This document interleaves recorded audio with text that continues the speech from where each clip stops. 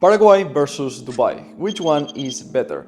I've been a resident of both, so I know the ins and outs. We help clients create 0% tax setups in both, and in this video we're going to cover the pros and the cons of each one, because in case you're deciding you want to move from a country that is taxing you, you want to go to one or the other, it's not a decision to take lightly. We're going to compare things like history, safety, tax haven, digital connectivity, residency, how difficult or easy it is, cost of living, business opportunities. So we're going to go through different variables, so it's more holistic. You can make a decision not just on paper, oh, I'm going to save X amount on taxes.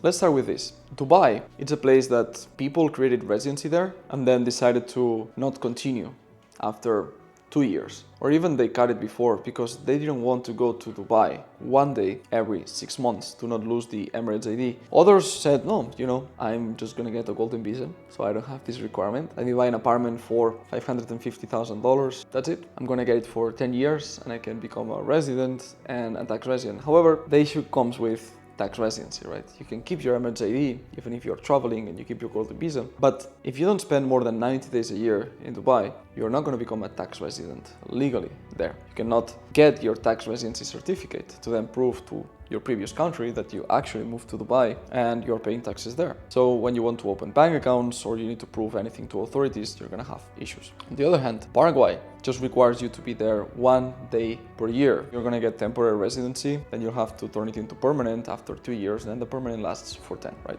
I'm a permanent resident myself of Paraguay. I also have an Emirates ID. I went through both processes and I can say Dubai, it's faster for sure. Like I could do it in 16 days. Paraguay, on the other hand, takes 3 to 4 months and will require you multiple visits. Once you have the residency in Paraguay, the tax residency, it's something that you can keep, as I said, without visiting the country that much. This allows you to have more freedom to travel, to not be tied to one country, and still every month your accountant in Paraguay is filing the taxes. Even if it's zero, you just declare that the money was made outside of Paraguay because it's a territorial tax system and you are not liable to taxes. You are not paying the 10% that you would pay if the money was generated inside of Paraguay. If you really want to spend 90 days a year in Dubai, you have to like the lifestyle. You're not going to have the waterfalls that you have in Paraguay and the lush nature, but you're going to still have some nature. You have a bit of beach, let's say in the Palm, for example. It's not like zero nature.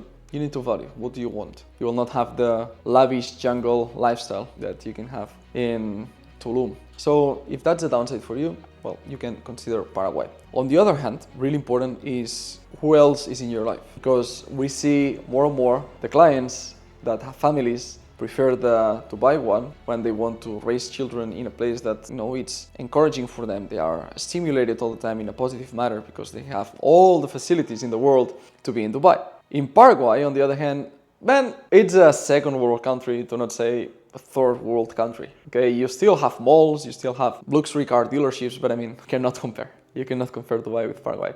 It's just offensive to compare the two. It's two different things, nothing to do. You can like both. They are not incompatible. You can become even a resident in both, like I chose to do. And then I can choose anytime, if the next year I want to become a tax resident in the other one, I just have to spend 90 days in Dubai and that's it. And I would not pay taxes in Paraguay the following year. I would just pay taxes in Dubai because I'm already a resident. That's why I usually recommend get the IDs of multiple countries. So then getting banking, driving licenses, tax residency, it's just a breeze. Dubai, downside, you will never get citizenship there unless you are, let's give a real example. Pavel Durov, the founder of Telegram, he got the UAE citizenship. He got granted by the sheikhs, by the rulers, the UAE citizenship, but don't expect it to get it. On the other hand, in Paraguay, if you're living there for 5 years, enough time, let's say 6 to 9 months a year, every year, and you have ties, you have the driving licenses, the bank accounts, you even bought property, or you have an office there, they're going to give you citizenship after 5 years. And it's a decent, good passport. It's only good passport. You have the Mercosur access open. LATAM is open to you, similar to how the Schengen area is open if you have an EU passport. And Dubai, you will not get that. And Dubai, you will never get a permanent residency.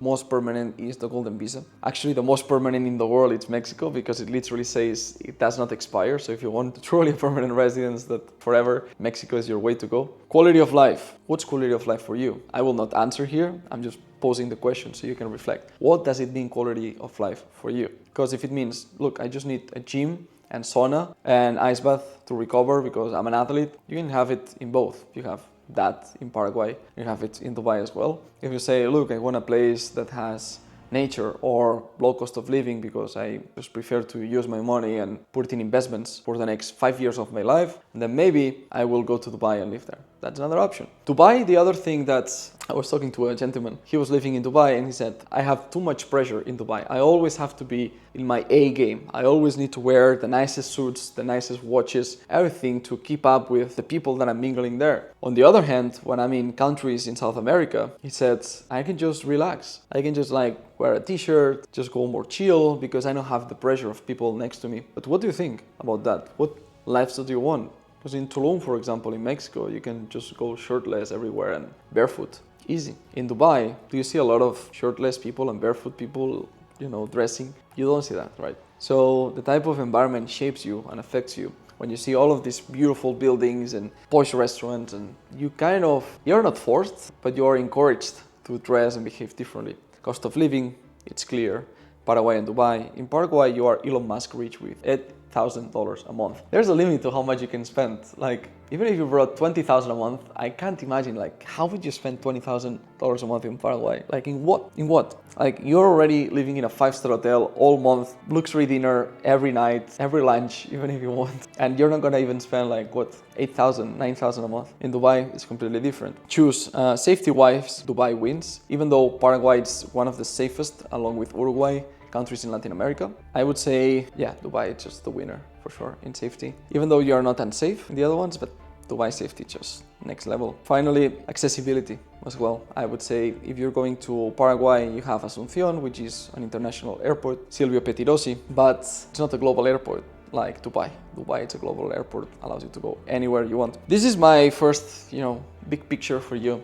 I hope these questions help you find a better answer for you. I don't have your answer. I can just give you the right questions. And these are just some of the initial ones that I give in any consultation. If you want actually a bespoke consultation with our team, with myself, you can find the booking link below for a paid consultation. And we're gonna see exactly what you want, what you need. And we might even mix structures and say, look, get a free zone company, incorporate in the UAE, put some money through it, then send it to Paraguay or do this, do that.